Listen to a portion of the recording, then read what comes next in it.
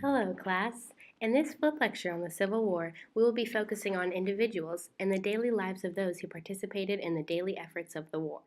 We will explore the lives of soldiers, medical professionals, children, and women, all of whom played a vital role in the war.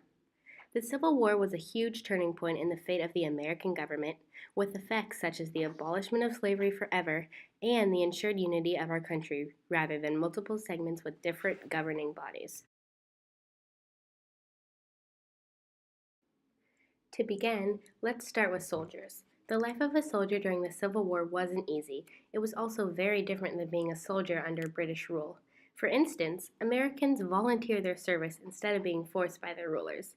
Not only did soldiers face the possibility of getting killed in battle, their daily lives were full of hardships. They had to deal with hunger, bad weather, poor clothing, and even boredom between battles. A typical day for soldiers would begin at dawn with drills until the afternoon, when they switched to practicing for battle. Each soldier had to know his place in the unit so the army would fight as a group. Fighting together and quickly while obeying the commands of the officers was a key to victory. Between the drills, soldiers would do chores that included cooking their meals, fixing their uniforms, or cleaning the equipment. If they had some free time, they might play games such as poker or dominoes. They also enjoyed singing songs and writing letters to home. At night, some soldiers would have guard duty. This would make for a long and tiring day. The medical aid the soldiers received was extremely poor. The last place a soldier would want to end up in was the hospitals because of their horrible conditions where even a cut could result in amputation or death. None of the doctors knew about infections, and they didn't even bother to wash their hands. Many soldiers died as a result. The poor soldiers who had to endure all of this were all different ages. The average age for the Union Army was around 25 years old. The minimum age to join the Army was 18. However, it's probable that many young soldiers lied about their age, and, by the end of the war, there were thousands of soldiers as young as 13 years old. The soldiers of the Civil War were often hungry. They mostly ate hard crackers made from flour, water, and salt called hardtack. Sometimes they would get salt, pork, or cornmeal to eat. They would hunt game and collect fruits, berries, and nuts whenever they could. By the end of the war, many soldiers in the Confederate Army were on the verge of starvation. They did get paid, but not very much. A private in the Union Army made $13 a month, while a three-star general made $700 a month. Payments were slow and irregular, however, with soldiers sometimes waiting over 6 months to get paid. Now, let's move on to doctors, nurses, and medical staff during the Civil War. Civil War field hospitals were horrible places. They were typically set up in barns or homes nearby the battlefield. They quickly became dirty and full of disease and suffering.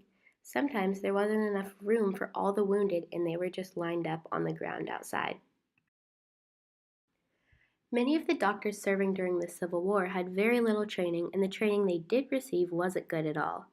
Doctors were unaware of how diseases spread. They didn't wash their hands or clean their medical instruments between surgeries. The biggest concern doctors had to deal with for the wounded was infection. Due to the poor sanitary conditions of the hospitals and the doctors, many wounds became horribly infected. There were no antibiotics like penicillin at the time either. Many soldiers became sick and died from infections. The only real treatment for wounds was amputation. The wounded arm, leg, or finger would just be cut off. This was the main type of surgery doctors performed. They became very proficient at amputation. They were so good at it that people began to call the doctors sawbones. As for nurses, these vital roles in the hospitals were most often occupied by women. Thousands of women on both sides of the war volunteered to work as nurses in the hospitals. They assisted the doctors, dressed wounds, and helped to feed the wounded. This was perhaps the most important role that women played during the war. Of the 620,000 soldiers who died during the Civil War, around 400,000 of them died from disease and not from fighting. They died from a variety of diseases, including typhoid, malaria, and tuberculosis. The Civil War impacted the lives of everyone in the United States, and this was no different for the children at the time. Some children actually served in the army as soldiers, while others witnessed the horror of war from afar. Many children had to grow up quickly, taking on new responsibilities at home or on the war front. The young boys at the time were sometimes required to fight, even though they were way too young, ranging from ages 13 to 17. The youngest of the boy soldiers usually ended up being drummers or messengers. Boys as young as 10 years old served as drummers during the Civil War. Drummers were used for communication on the battlefield. Different drum rolls signaled different commands like retreat or attack. Other boys were used as messengers. They were usually fast runners who would bravely run important battle messages from one commander to another. One boy soldier's name was Johnny Clem. Johnny first tried to join the Union Army at the age of 9, but was rejected because of his age and size. However, he didn't give up. He followed along with the 22nd Michigan Regiment until they adopted him as their drummer. He officially joined the Union Army 2 years later at the age of 13. He became famous when he shot a Confederate officer and escaped during a battle in Georgia. Throughout the war, Johnny's adventures and exploits became legendary. He continued on as a soldier after the war, rising to the rank of general. Some children served in the army camps. They would help wash dishes, fix meals, and set up the camp when it moved. These children were in less danger than the soldiers during the fighting, but were often near the front lines. War wasn't easy for the children at home either. Most children had a relative who was off fighting in the war, such as a father, brother, or uncle. They had to work extra hard and sometimes take on the jobs of adults to help make ends meet. They also lived in fear that their father or brother may never return. Children living in the South had an added fear because much of the fighting took place in the South. If their home was near a battle, they would hear gunfire and cannon throughout the night. The lives of women changed dramatically during the American Civil War. They played important roles both at home and on the battlefield.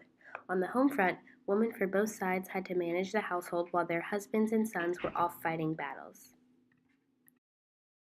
On the battlefield, women helped to supply the soldiers, provide medical care, and worked as spies. Some women even fought as soldiers. With many of the adult men off to war, it was up to the women to manage the home by themselves. In many cases, this included running the farms or businesses that their husbands left behind. Women also raised money for the war effort. They organized raffles and fairs and used the money to help pay for war supplies.